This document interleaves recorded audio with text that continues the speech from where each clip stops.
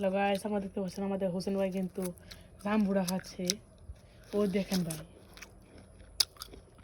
সেই স্বাদ।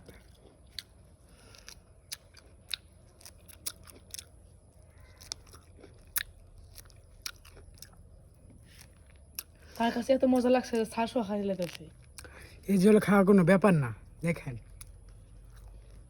সেই স্বাদ। আর খাবো, এই যে দেখুন, এই জলে খাওয়া শাল খাওয়া সদ্য খাওয়া আমার কোনো ব্যাপারই না।